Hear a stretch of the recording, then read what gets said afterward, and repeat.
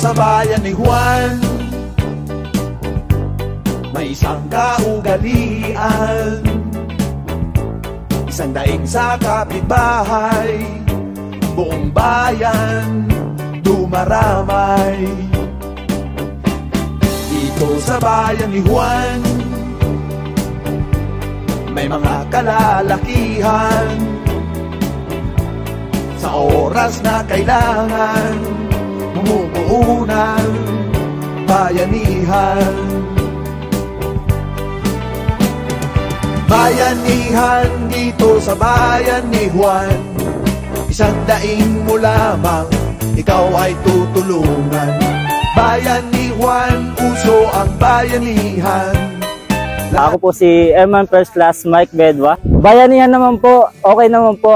Masaya naman po kami nakakatulong. Mas marami pong nagtatrabaho, mas mabilis na matatapos ang trabaho naman po. Bahay na lumalaka. Ako po si Airman Dela, taga 585th Air Base Group, La Union.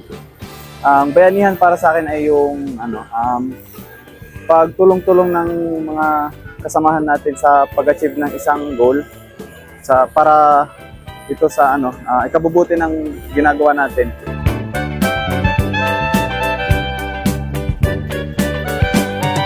Bayanihan dito sa bayan ni Juan, isang daing mo lamang. Good morning, ma'am, sir. I am Sergeant Joseph Oguse. So, what is bayanihan? Tulad ng ine-exercise natin sa ating core values, which is the teamwork. So, bayanihan is yung tulad ng ginagawa natin dito. May mga iba-ibang units na nagpunta para i-prepare at i-celebrate yung ganitong activity.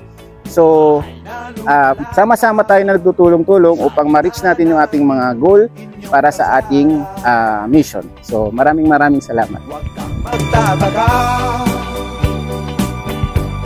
kung meron kang makita, bahay na lumalaka. Good morning, sir, ma'am. I am Tech Sergeant Alex Giliantos from 560 Air Base Group, BG Binayab. Bayanihan para po sa akin ay isa itong paraan para mapabilis at mapagaan ang trabaho natin.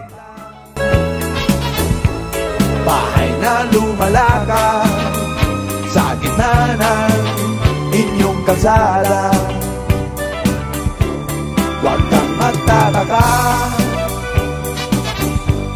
kung meron kang makita,